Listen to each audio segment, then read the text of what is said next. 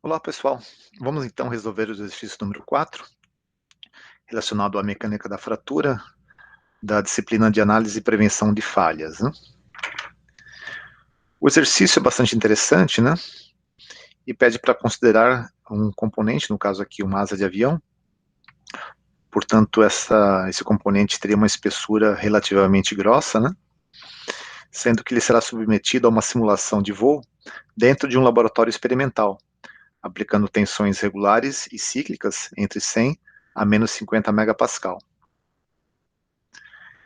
Esse componente obedece aos dados de projeto conforme está aqui, né? Ou seja, ele foi construído em alumínio aeronáutico. Dentro do laboratório nós temos à mão equipamento de ensaios destrutivos restritos a uma resolução de 2 milímetros. A tenacidade e a fratura deste material nós podemos procurar em tabelas internacionais e os dados experimentais no sistema métrico internacional. A ideia é que a gente faça um cálculo estimando a vida em fadiga deste componente, porém utilizando uma expressão analítica, né, que deve ser oriunda da relação de Paris. E a partir daí, a ideia é que vocês discutam em qual estágio da vida em fadiga essa estimativa que nós fizemos o cálculo seria aplicável ou mais assertivo. E finalmente, como o objetivo é fornecer uma recomendação técnica aí para, digamos, uma melhoria ou aumento da vida à fadiga do componente. E de posse dessa recomendação técnica, a ideia é que vocês procurem na literatura um material que possa atingir a meta de aumentar em 30% a vida em fadiga deste componente, ao qual agora nós vamos estimar. Eis aqui a relação de Paris, onde a taxa de propagação de trinca é relacionada ao crescimento dela e ao número de ciclos, e proporcional à concentração de tensão provocada pela evolução da trinca.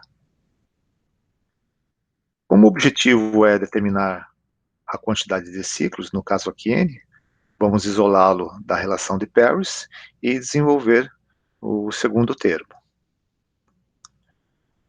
Primeiro vamos considerar que o fenômeno da fadiga ela esteja sob o domínio da mecânica da fratura elástica, por conta de que quando você promove uma trinca, na vizinhança das pontas dessa trinca, o material entra no estado plano de deformação devido à restrição de massa que ele está sofrendo e estado de crítico de sua triaxialidade.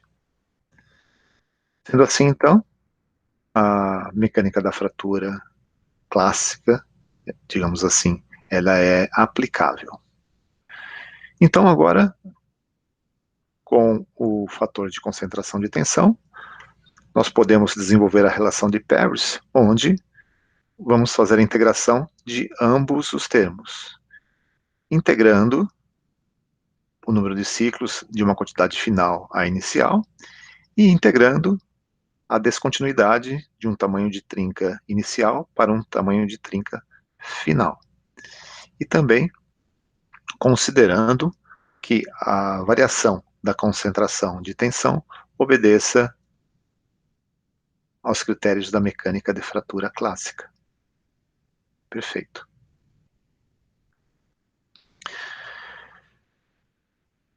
Desenvolvendo a quantidade de ciclos final e inicial, já matamos a integral, e para esse termo aqui, vamos pegar tudo o que é constante e colocar para fora da integral. Então, todas as constantes, que seriam os dados de projeto, já estão colocadas aqui para fora da integral, né?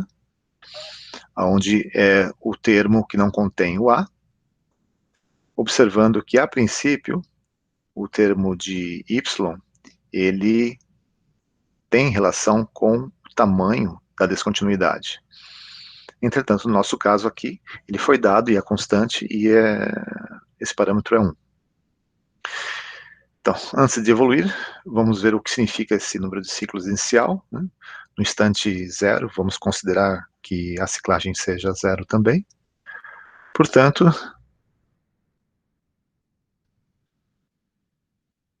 temos apenas que desenvolver o que está dentro da integral.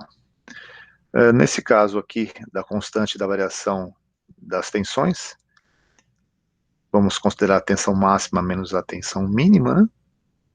E já aqui colocamos o y, que nesse caso é constante, fora da integral. Voltando agora lá para o enunciado, né? O enunciado afirma que o componente foi colocado sobre carregamentos cíclicos e irregulares, né? Ou seja, cíclicos e irregulares, onde a tensão máxima seria 100 megapascal, a tensão mínima 50 megapascal, e os dados de projeto, né? São dados o C do material, e os parâmetros conforme a relação de Paris.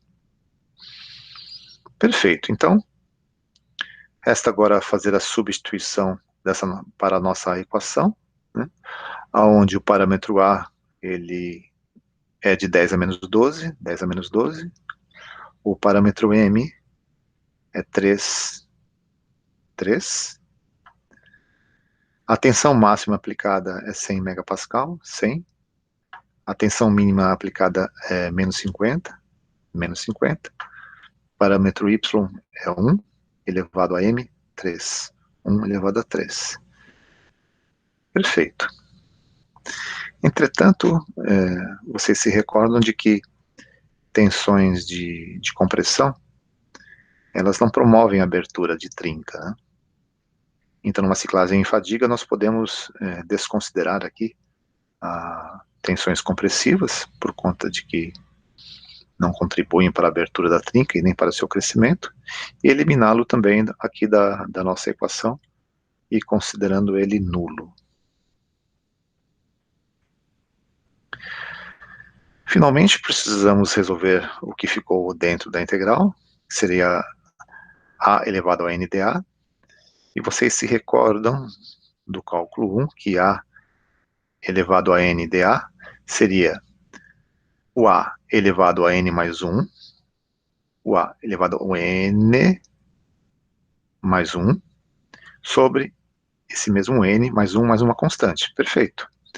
A elevado ao n mais 1 sobre n mais 1. Constante não existe. E resta, então, 2a elevado a menos meio, onde já nos permite começar a resolver a integral.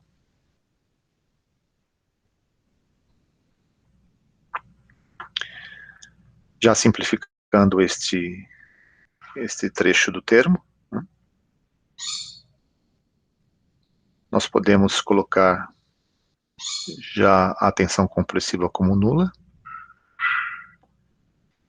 e transferir o resultado da integral para esse lado da equação, trocando o sinal.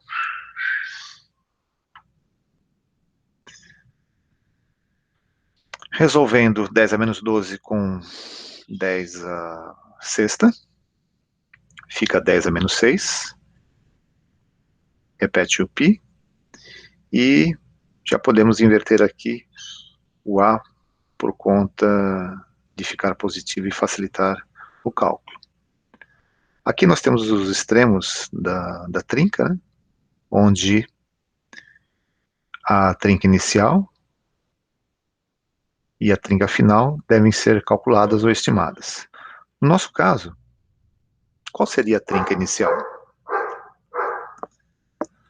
A trinca inicial seria dada pelo limite de resolução dos ensaios destrutivos, não destrutivos disponíveis, né, que no caso aqui é 2 milímetros. E a trinca crítica, né, ou trinca final, ou aquela trinca onde ao final dela ocorre a fratura ou falha catastrófica, ela pode ser calculada também utilizando os preceitos da mecânica da fratura, onde, novamente, O fenômeno atuante é a fadiga, por conseguinte, a ponta da trinca se encontra no estado plano de deformação e é válido a nossa relação de K1C. Estamos usando K1C porque já nos foi dado pelo enunciado que a tenacidade do fatura do material é 24 megapascal metro. Então, como o objetivo é determinar o tamanho de trinca crítico, vamos isolar este termo. Isolando o tamanho da trinca crítico e substituindo o K1C 24 megapascal raiz de metro, substituindo a tensão máxima, que no nosso caso é 100 megapascal, e o parâmetro Y1. Tudo isso elevado ao quadrado resulta em 0,018 metros ou 18 milímetros. Esta é a trinca crítica. Continuando a desenvolver a equação, né?